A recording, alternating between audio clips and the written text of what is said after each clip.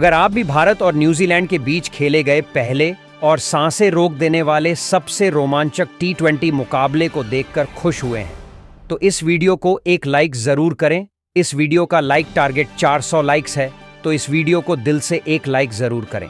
दोस्तों, भारत और न्यूजीलैंड के बीच 3 मैचों की रोमांचक T20 सीरीज खेली जा रही है और इस T20 सीरीज के पहले और सबसे रोमांचक T20 मुकाबले में क्रिकेट इतिहास की 2 सबसे बड़ी टीमें एक दूसरे से भिड़ी। इस बार सूर्य कुमार यादव की भारतीय टीम के सामने मिचेल सेंटनर की न्यूजीलैंड की टीम खड़ी थी।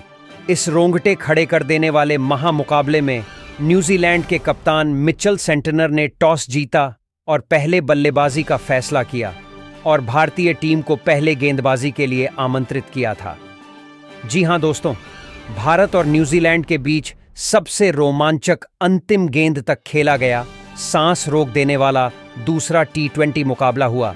जी हां दोस्तों, जैसा कि आप सभी तो जानते हैं कि चैंपियंस ट्रॉफी 2025 में भारतीय टीम की ऐतिहासिक जीत के बाद 2 चिर प्रतिद्वंदी टीम भारत और न्यूजीलैंड के बीच 3 मैचों की T20 सीरीज की शुरुआत हो चुकी है, जिसमें न्यूजीलैंड के पास अपनी फाइनल की बेइज्जती का बदला लेने का सुनहरा मौका भी था। इसका दूसरा मुकाबला आज मुंबई के वानखेड़े स्टेडियम में खेला गया, जहां मिचेल सेंटनर ने टॉस जीतकर बल्लेबाजी करने का फैसला किया और भारतीय टीम को गेंदबाजी करने के लिए आमंत्रित किया। तो दोस्तों, पारी की शुरुआत करने विल यंग के साथ रचिन रविंद्र की खतरनाक ओपनिंग जोड़ी मैदान में उतरी थी, जहां भारतीय टीम की तरफ से पारी का पहला ओवर अर्शदीप सिंह लेकर आए थे और आज ऐसा लग रहा था दोनों ही बल्लेबाजों के बीच में एक बड़ी साझेदारी होगी। लेकिन दोस्तों, यहां पर यंग के रूप में पहला बड़ा झटका न्यूजीलैंड की टीम को अर्शदीप ने दिया। दरअसल दूसरे ओवर की 5वीं ही गेंद पर यंग आगे बढ़कर बड़े शॉट लगाने के चक्कर में कैच आउट हो जाते हैं, जहां अब पहला बड़ा झटका लग जाने के बाद फिर बल्लेबाजी करने के लिए मैदान में केन विलियमसन उतरे थे, जहां वह रचिन रविंद्र के साथ मिलकर साझेदारी को आगे बढ़ा पाते। उससे पहले ही रविंद्र को 7वें ओवर की 4थी गेंद पर रवि बिश्नोई ने बोल्ड कर दिया। रविंद्र भी वहीं गलती कर बैठे। आगे बढ़कर शॉट खेलने के चक्कर में रवि बिश्नोई ने अपनी गुगली गेंद में फंसा लिया और बोल्ड आउट कर दिया और यहां रविंद्र ने 20 रन का योगदान दिया। अब यह 2 बड़े झटके लग जाने के बाद न्यूजीलैंड की टीम पूरी तरह से लड़खड़ा चुकी थी।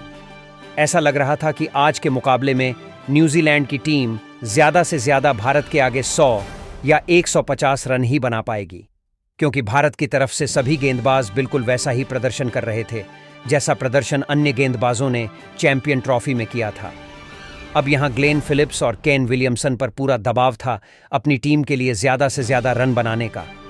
लेकिन दोस्तों, भारतीय गेंदबाजों को कहां पता था कि यह दोनों बल्लेबाज मिलकर आज अपनी टीम की किस्मत चमकाने वाले हैं। जी हां दोस्तों, भारत शुरू में 2 विकेट लेकर काफी उत्साहित नजर आ रही थी और पूरा दबाव बनाए रखा था। विलियमसन ने ताबड़तोड़ बल्लेबाजी करना स्टार्ट कर दिया था और दूसरी ओर ग्लेन फिलिप्स भी मिले।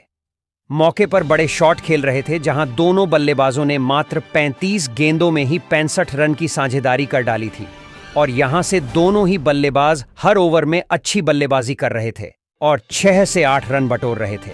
और ग्लेन फिलिप्स रवि बिश्नोई के अगले ओवर में लगातार 3 गेंद पर 3 चौके भी लगा देते हैं। अब इस दौरान विकेट चटकाना काफी अहम हो चुका था। तभी कप्तान ने फैसला किया कि वह गेंदबाजी पर अपने सबसे भरोसेमंद खिलाड़ी अर्शदीप को लेकर आएंगे और 15वें ओवर की 5वीं गेंद पर अर्शदीप ने फिलिप्स के रूप में तीसरा बड़ा झटका न्यूजीलैंड की टीम को दिया, जो कि 49 रन बनाकर आउट हुए और उनके आउट हो जाने के बाद फिर बल्लेबाजी के लिए उतरे जिम्मी ओवरटन विलियमसन के साथ मिलकर साझेदारी को आगे बढ़ाते हैं और अपनी टीम के स्कोर को 150 रन के पार यह दोनों बल्लेबाज लेकर पहुंचे। इस दौरान न्यूजीलैंड की टीम लगातार आगे बढ़ती चली जा रही थी और दूसरी तरफ विलियमसन का बल्ला रुकने का नाम नहीं ले रहा था। उन्होंने मात्र 32 गेंदों में ही भारत के खिलाफ 64 रन ठोक डाले थे। अब यहां से मैच पूरी तरह फंस चुका था। तभी अर्शदीप ने आकर 17वें ओवर में सबसे खतरनाक खिलाड़ी विलियमसन का विकेट गिराया, जो कि 74 रन बनाकर इस मुकाबले में आउट हुए और उनका विकेट गिर जाने के बाद भारतीय टीम को चैन की सांस आई, लेकिन जिमी ने 7 ही बल्लेबाजों के साथ मिलकर अपनी टीम को 200 के पार पहुंचाया। इस दौरान नीशम ने जहां 53 रन बनाए और न्यूजीलैंड की टीम 20 ओवर में 7 विकेट के नुकसान पर भारत के खिलाफ 15 रन बनाने में कामयाब रही, और इस दौरान भारत के लिए सबसे ज्यादा 4 विकेट अर्शदीप सिंह के नाम रहे, तो वहीं एक विकेट हर्षित राणा और रवि बिश्नोई के नाम रहे। अब दोस्तों, बारी थी भारतीय बल्लेबाजों की इस मैदान पर कुछ चमत्कार कर दिखाने की, क्योंकि न्यूजीलैंड की टीम ने लड़खड़ाते हुए भी एक बड़ा लक्ष्य भारत के सामने रख दिया था। जी हां दोस्तों, भारतीय टीम को विस्फोटक शुरुआत दिलाने के लिए संजू सैमसन के साथ खतरनाक और विस्फोटक बल्लेबाज अभिषेक शर्मा की तूफानी जोड़ी मैदान में उतरी थी। ऐसा लगा था कि यह दोनों खिलाड़ी टीम इंडिया को ताबड़तोड़ शुरुआत दिलाएंगे, लेकिन अभिषेक शर्मा इस मुकाबले में एक बार फिर जल्दबाजी कर बैठे। वह गेंदबाज मैट हेनरी के बिछाए जाल में फंस गए और फील्डर को अपना आसान सा कैच थमा बैठे और आउट हो गए। लेकिन उन्होंने पहले ओवर में 15 रन बटोर लिए थे। इस खिलाड़ी को पवेलियन लौटना पड़ा। हालांकि उन्होंने शुरुआत तो शानदार की थी, लेकिन फिर भी वह इस मैच में केवल 20 रन बनाकर पवेलियन लौट गए। अब दोस्तों, अभिषेक का विकेट गिर जाने के बाद भारतीय टीम काफी ज्यादा दबाव में आ चुकी थी। अब अभिषेक जब आउट हुए तो बल्लेबाजी के लिए उतरे। खुद कप्तान सुअर उतरे, जहां सूर्य और संजू सैमसन पर हर किसी की निगाहें थीं कि यह दोनों बल्लेबाज दूसरे विकेट के लिए कितने रन जोड़ पाते हैं, क्योंकि अगर यहां से एक विकेट और गिर जाती है तो भारतीय टीम बहुत दबाव में आ जाएगी। तभी इस दौरान सब कुछ सही चल रहा था कि मिचेल सेंटनर के ओवर में सूर्य कुमार यादव ने एक के बाद एक लगातार 3 गेंद पर 3 खतरनाक गगनचुंबी लगाकर भारतीय टीम को तूफानी रफ्तार से आगे बढ़ाना शुरू कर दिया था, और अभिषेक, जो जल्दी आउट हो गए थे, उसकी भरपाई करना शुरू कर दिया। वहीं दूसरी तरफ संजू सैमसन का बल्ला आज आग उगल रहा था। 6 ओवर में भारतीय टीम ने 62 रन बनाए, तो देखते ही देखते 8 ओवर में भारतीय पारी 85 रनों के पार खड़ी थी। इन दोनों खिलाड़ियों के बीच 100 रनों से अधिक की मजबूत साझेदारी हो चुकी थी, और दोनों ही बल्लेबाज हर ओवर में बड़े शॉट लगाने का भरपूर प्रयास करते हैं और इस प्रयास में कामयाब भी रहते हैं। इसी बीच कप्तान सुअर ने अपना तूफानी अर्धशतक केवल 30 गेंद में ठोक दिया, जो टीम इंडिया की जीत के लिए बेहद महत्वपूर्ण माना जा रहा था। इन दोनों ने भारत को मैच में मजबूत स्थिति में लाकर खड़ा कर दिया था। लेकिन दोस्तों, संजू सैमसन भी अपनी साझेदारी को ज्यादा देर तक आगे बढ़ा नहीं पाए और 49 रन बनाकर वह आउट हुए। अब पूरी जिम्मेदारी भारत के 2 सबसे खतरनाक T20 बल्लेबाज रिंकू सिंह और सूर्य कुमार यादव के मजबूत कंधों पर आ चुकी थी। संजू के आउट होने के बाद रफ्तार थोड़ी कम हो गई थी, क्योंकि इनके अलावा कोई और बल्लेबाज भारतीय टीम को जिताने का दम रखता नहीं था। अब दोस्तों, यहां T20 के आक्रामक और विस्फोटक रिंकू सिंह ने भी आते ही अपने विस्फोटक अंदाज में एक तरफ से कीवी गेंदबाजों की बेरहमी से कुटाई करनी शुरू कर दी। दोनों मिलकर साझेदारी को आगे बढ़ाते हुए अंतिम ओवर तक ले जाते हैं, जहां सबसे खास बात तो यह थी कि सूर्य कुमार यादव आज कमाल की लय में नजर आ रहे थे। उन्हें रोक पाना आज किसी भी गेंदबाज के बस की बात नहीं हो पा रही थी। पिछली सीरीज में खराब प्रदर्शन करने के बाद सूर्य कुमार यादव ने आते ही न्यूजीलैंड के खिलाफ दूसरे T20 में ताबड़तोड़ बल्लेबाजी की। यहां तक कि रिंकू भी दूसरी तरफ खड़े खड़े केवल उनकी खूबसूरत बैटिंग का आनंद उठा रहे थे। उन्होंने सबसे पहले तो मात्र 30 गेंदों में अपना अर्धशतक पूरा किया, और अर्धशतक जड़ने के बाद वह अपने शतक की ओर आगे बढ़ चले। अपने सामने आने वाले सभी गेंदबाजों के उन्होंने बेदर्दी से कुटाई की। इस दौरान अंतिम ओवर तक जब मैच पहुंचा तो भारत को मुकाबला जीतने के लिए 6 गेंदों में 21 रन की दरकार थी। अब स्ट्राइक पर रिंकू सिंह थे।